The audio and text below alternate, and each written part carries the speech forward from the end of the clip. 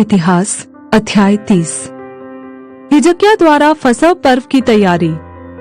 फिर हिजकिय्याह ने सारे इस्राएल और यहूदा में कहला भेजा और एप्रैम और मनश्शे के पास इस आशय के पत्र लिख भेजे कि तुम यरूशलेम को यहोवा के भवन में इस्राएल के परमेश्वर यहोवा के लिए फसह मनाने को आओ।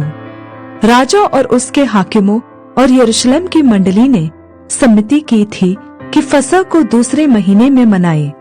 वे उसे उस समय इस कारण न मना सकते थे क्योंकि थोड़े ही याजकों ने अपने अपने को पवित्र किया था और प्रजा के लोग यरूशलेम में इकट्ठे न हुए थे।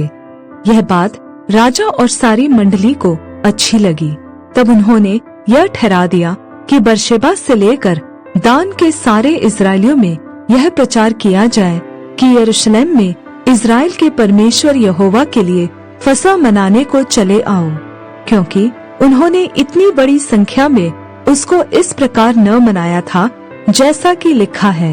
इसलिए हरकारे राजा और उसके हाकिमों से चिट्ठियां लेकर राजा की आज्ञा के अनुसार सारे इस्राएल और यहूदा में घूमे और यह कहते गए, हे इस्राएलियों, अब्राहम, इसहाक और इस्राएल के परमेश्वर यहोवा की ओर फिरो कि वह अशूर के राजाओं के हाथ से बचे हुए तुम लोगों की ओर फिरे। और अपने पुरखाओं और भाइयों के समान मत बनो, जिन्होंने अपने पूर्वजों के परमेश्वर यहोवा से विश्वासघात किया था और उसने उन्हें चकित होने का कारण कर दिया, जैसा कि तुम स्वयं देख रहे हो। अब अपने पुरखाओं के समान हठ न करो, वरन यहोवा के अधीन होकर उसके उस पवित्र स्थान में आओ जिसे उसने सदा के लिए पवित्र किया है, और अपने परमेश्वर यहोवा की उपासना करो कि उसका भड़का हुआ क्रोध तुम पर से दूर हो जाए। यदि तुम यहोवा की ओर फिरोगे तो जो तुम्हारे भाइयों और बाल बच्चों को बंदी बनाकर ले गए हैं वे उन पर दया करेंगे और वे इस देश में लौट सकेंगे, क्योंकि तुम्हारा परमेश्वर यहोवा अनुग्रहकारी और दयालु है। और यदि तुम उसकी ओर फिरोगे तो वह अपना मुंह तुमसे न मोड़ेगा। इस प्रकार हरकारे एप्रैम और मनश्शे के देशों में नगर नगर होते हुए जबूलून तक गए, परंतु उन्होंने उनकी हंसी की और उन्हें उपहास में उड़ाया। तो भी आशेर, मनश्शे और जबूलून में से कुछ लोग दीन होकर यरूशलेम को आए।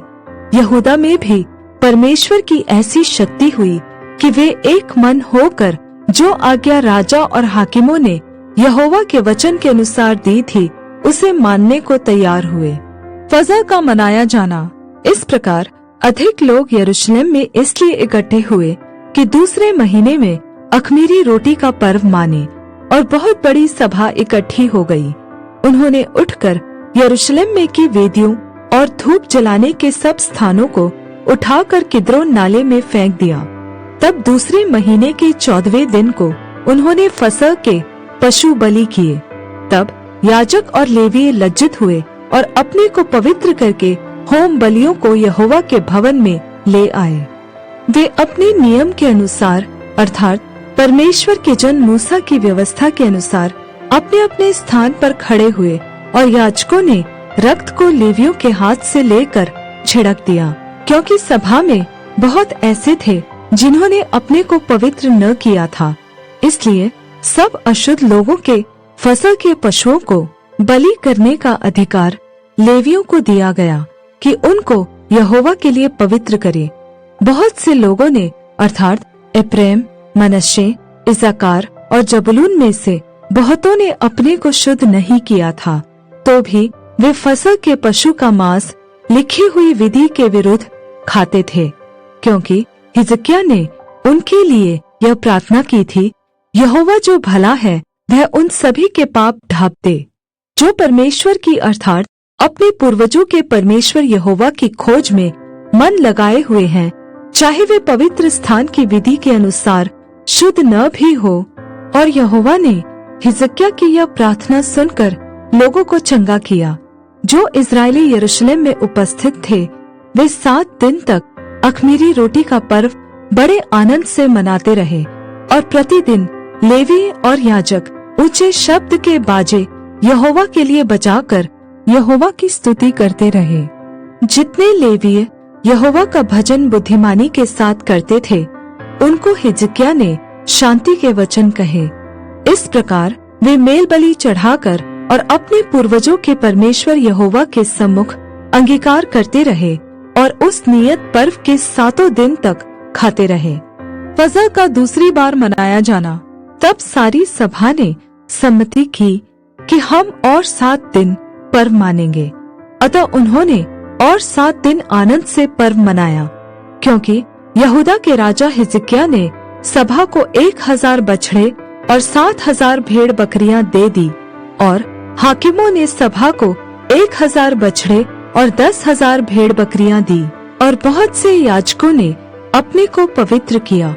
तब याजकों और लेवियों समेत यहूदा की सारी सभा और इज़राइल से आए हुओं की सभा और इज़राइल के देश से आए हुए और यहूदा में रहने वाले परदेशी, इन सभी ने आनंद किया।